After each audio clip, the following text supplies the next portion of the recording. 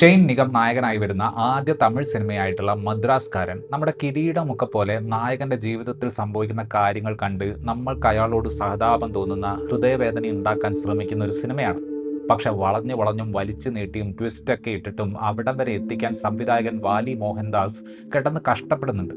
പടത്തിലെ ഒരുപാട് കഥാപാത്രങ്ങൾ നായകനോടുള്ള അവരുടെ സ്നേഹം ഏറ്റവും ഇൻസെൻസിറ്റീവ് ആയിട്ടുള്ള രീതിയിലാണ് പലപ്പോഴും പ്രകടിപ്പിക്കുന്നത്. വൈകുന്നേരം സീരിയൽ കണ്ട് കണ്ണു നനയുന്ന ആളുകളുടെ ഹൃദയത്തിൽ മാത്രം സ്പർശിക്കാനുള്ള കപ്പാസിറ്റിയെ ഷെയ്നിന്റെ ആദ്യ തമിഴ് സിനിമയ്ക്കുള്ളൂ.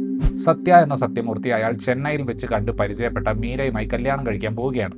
കല്യാണത്തിന്റെ തലേദിവസം മീരയെ ഒന്ന് കാണാൻ വീട്ടിൽ നിന്ന് രഹസ്യമായി പുറത്തു കടക്കുന്ന സത്യ പോകുന്ന വഴിക്ക് ഒരു ആക്സിഡന്റിൽ അകപ്പെടുന്നു. അയാൾ ഓടിച്ച കാർ ഒരു ഗർഭിണിയെ ഇടിച്ച് ആ സ്ത്രീ ഹോസ്പിറ്റലിൽ അഡ്മിറ്റഡ് ആകുന്നു. ആകപ്പാടെ ടെൻഷനായ സിറ്റുവേഷനിൽ ഹോസ്പിറ്റലിൽ വെച്ച് സത്യയും പെൺകുട്ടിയുടെ ബന്ധുക്കളും തമ്മിലുണ്ടാകുന്ന അസ്വാരസ്യവും അത് സത്യയുടെ ഭാവിയെ എങ്ങനെ മാറ്റിമറിക്കുന്നു എന്നതുമാണ് മദ്രാസ്കാരനിൽ നമ്മൾ കാണുന്നത്. സേതുമാധവനെ എല്ലാം നഷ്ടപ്പെട്ടത് ആ തെരുവിലാണ് എന്ന് പറയുന്നത് പോലെ സത്യയ്ക്ക് സംഭവിക്കുന്ന കാര്യങ്ങളെല്ലാം കാണിച്ച് നമ്മളെ ഇമോഷണൽ ലെവലിൽ അയാളുമായി കണക്ട് ചെയ്യാനാണ് വാലി മോഹൻദാസിന്റെ ആഗ്രഹം. സത്യയുടെ വേദനയേക്കാൾ ആ വേദന കാണിക്കാൻ സംവിധായകൻ കടന്ന് കഷ്ടപ്പെടുന്നത് കാണുമ്പോഴാണ് നമുക്ക് വേദന ഉണ്ടാകുന്നത്. ഈ പടത്തിലെ വളരെ ക്രിട്ടിക്കൽ ആയിട്ടുള്ള ഹോസ്പിറ്റൽ സീക്വൻസിൽ നായകനൊഴികെ എല്ലാവരും എടുത്തുചാട്ടങ്ങളും മണ്ടത്തരങ്ങളും നടത്തുന്നത് നമുക്ക് കാണാൻ സാധിക്കും. എടുത്തുചാടി ഓരോന്ന് പറഞ്ഞ് സീൻ മോശമാക്കാനുള്ള കഥാപാത്രങ്ങളുടെ ആവേശം ഒട്ടും നാച്ചുറലായിട്ട് അവതരിപ്പിക്കാൻ സംവിധായകന് കഴിയുന്നില്ല. അതുകൊണ്ട് തന്നെ ഒരു ഘട്ടത്തിൽ എല്ലാവരോടും ഒന്നും മിണ്ടാതിരിക്കാൻ നായകൻ അലറുമ്പോൾ നമുക്ക് ചിരിയാണ് വരുന്നത്.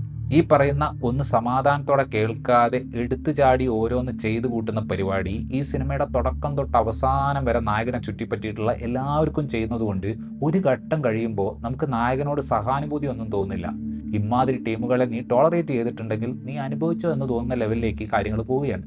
എല്ലാം സ്പൂൺ ഫീഡ് ചെയ്യുന്ന ഒരു ട്രീറ്റ്മെന്റാണ് വാലി മോഹൻദാസ് ഈ സിനിമയ്ക്ക് ഉപയോഗിച്ചിരിക്കുന്നത്. BC സെന്ററുകളെ ടാർഗറ്റ് ചെയ്ത് ഉണ്ടാക്കുന്ന പാസം ഓവർഡോസ് സിനിമകൾ പോലെയാണ് പല സ്ഥലത്തും ഈ സിനിമയുടെ ട്രീറ്റ്മെന്റ്. കങ്കുവ നമ്മളെ ഒച്ച കൊണ്ടാണ് വെറുപ്പിച്ചതെങ്കിൽ മദ്രാസ്കാരൻ ഒരു പരിധിവരെ തർക്കം കൊണ്ടാണ് നമ്മൾ വെറുപ്പിക്കുന്നത്. ഈ രണ്ട് സിനിമകളുടെ ഇന്റർവെൽ സമയത്ത് എനിക്ക് നിശബ്ദതയുടെ സൗന്ദര്യം ആസ്വദിക്കാൻ പറ്റിയിട്ടുണ്ട്. സെക്കൻഡ് ഹാഫിലേക്ക് വരുമ്പോൾ നമുക്ക് ആദ്യം തന്നെ ഊഹിക്കാവുന്ന ഒരു ട്വിസ്റ്റ് അതിൻ്റെ ഒരു പകുതി ആകുമ്പോൾ തന്നെ വരുന്നുണ്ട്. പിന്നെ പല പോസിബിലിറ്റികളിലേക്ക് പടം ഇങ്ങനെ പരന്ന് പോവുകയാണ്. അവസാനം യഥാർത്ഥ കാരണം പറയുമ്പോൾ ഒരാവശ്യവുമില്ലാതെ വലിച്ചു നീട്ടി സമയം കളഞ്ഞു എന്നൊരു ഫീലിംഗ് നമുക്ക് ലഭിക്കും. ജീവിതത്തിന്റെ കൈപ്പേറിയ സ്വഭാവം കാണിക്കുക എന്നതൊക്കെ തന്നെയായിരിക്കും സംവിധായകൻ ഉദ്ദേശിച്ചിട്ടുള്ളത്. പക്ഷെ ട്രാജഡി പറയാനും ഒരു ക്രാഫ്റ്റ് വേണം. അത് നിർഭാഗ്യവശാൽ ഈ സിനിമയുടെ കാര്യത്തിൽ ഉണ്ടായിരുന്നില്ല. സിനിമയുടെ തുടക്കത്തിലുള്ള ഹാപ്പി ആയിട്ടുള്ള ഭാഗങ്ങളിൽ ഷെയ്ൻ നിഗം അത്ര കംഫർട്ടബിൾ അല്ല. അദ്ദേഹത്തിന്റെ തമിഴിൽ വരുന്ന വളരെ തിക്കായിട്ടുള്ള മലയാളം ആക്സന്റ് ഒരു കല്ലുകടിയാണ്. പക്ഷേ ഷെയ്നിന്റെ കംഫർട്ട് സോൺ ആയിട്ടുള്ള ട്രാജഡി ആൻഡ് ദേഷ്യം വരുന്ന ഭാഗങ്ങളിൽ അയാൾ തിളങ്ങുന്നുണ്ട്. ആ ഭാഗങ്ങളിൽ സിനിമയിൽ ഡയലോഗുകളും റിലേറ്റീവ്ലി കുറവാണ്. ദുരൈ സിംഗം എന്ന കഥാപാത്രമായി കാലൈ അരസൻ നല്ല പെർഫോമൻസ് തന്നെയാണ് കാഴ്ചവെച്ചത്. പക്ഷെ ഒരുപാടൊന്നും പെർഫോം ചെയ്യാൻ ആ കഥാപാത്രത്തിന് ഉണ്ടായിരുന്നില്ല. നിഹാരിക കൊനിഡേല കാണാനുള്ള സൗന്ദര്യം മാത്രമേ ഉള്ളൂ. പെർഫോമൻസ് ശോകമായിരുന്നു. മറ്റു ബന്ധുക്കളെ പോലെ തന്നെ പറഞ്ഞാൽ മനസ്സിലാവാത്തൊരു ബന്ധുവിന്റെ റോളിൽ കരുണാസ് ഈ സിനിമയിലുണ്ട്. ഇതിലൊരു വില്ലനായിട്ട് വന്ന വ്യക്തിയുണ്ട്. സിനിമയുടെ വിക്കിപീഡിയ പേജിലും IMDb പേജിലും ഇയാളുടെ പേരൊന്നും കാണുന്നില്ല. മുഖത്തെ എക്സ്പ്രഷൻ വരാൻ കഷ്ടപ്പെടുന്ന വടി വിഴുങ്ങിയതുപോലെയുള്ള ബോഡി ലാംഗ്വേജ് ഉള്ള ഇദ്ദേഹം ആണോ ഇതിന്റെ പ്രൊഡ്യൂസർ എന്നറിയാൻ ഞാൻ ഇന്റർവെല്ലിൽ സിനിമയുടെ പ്രൊഡ്യൂസറിന്റെ ഫോട്ടോ ഒന്ന് ഗൂഗിൾ ചെയ്ത് നോക്കി. പക്ഷെ അത് ഇദ്ദേഹമല്ല. ഐശ്വര്യ ദത്തയ്ക്ക് കഥയിൽ പ്രാധാന്യമുള്ള എന്നാൽ പെർഫോം ചെയ്യാൻ കാര്യമായി ഒന്നുമില്ലാത്തൊരു റോളാണ് ലഭിച്ചിട്ടുള്ളത്. ചെറിയൊരു സ്പോയിലർ അലർട്ട്. സത്യ ജയിലിലായപ്പോൾ സത്യയുടെ കാമുകി കല്യാണം കഴിച്ച് കുട്ടികളുണ്ടായി എന്ന കാര്യം സുഹൃത്തുക്കൾ സത്യയോട് പറയുന്ന ഒരു സീൻ ഇതിലുണ്ട്. സ്വന്തം സുഹൃത്തിനെയും കൂട്ടി അയാളുടെ കാമുകിയുടെ വീടിന്റെ മുമ്പിൽ വരെ വന്ന് അയാൾ ആ വീടിന്റെ പടിക്കലെത്തുമ്പോൾ ദൂരെ നിന്നിട്ട് ഈ ഒരു വെളിപ്പെടുത്തൽ നിലവിളിച്ചുകൊണ്ട് പറയുന്ന ഒരു പ്രത്യേകതരം സാഡിസ്റ്റിക് സുഹൃത്തുക്കളാണ് സത്യക്കുള്ളത്.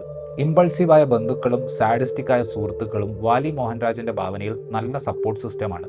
നിങ്ങളും ഈ ഒരു ഐഡിയോളജിയിൽ യോജിക്കുന്നുണ്ടെങ്കിൽ സംവിധായകൻ ഉദ്ദേശിച്ച ഹൃദയവേദന നിങ്ങൾക്ക് കിട്ടും. അല്ലാത്തവർക്ക് നല്ല ഒന്നാന്തരം തലവേദന കിട്ടും. ഒരു കാര്യം പറയാൻ മറന്നു, കാതൽ സഡുഗുഡു എന്ന പാട്ട് മ്യൂസിക്കലായും വിഷ്വലായും അവർ നശിപ്പിച്ചു തന്നിട്ടുണ്ട്.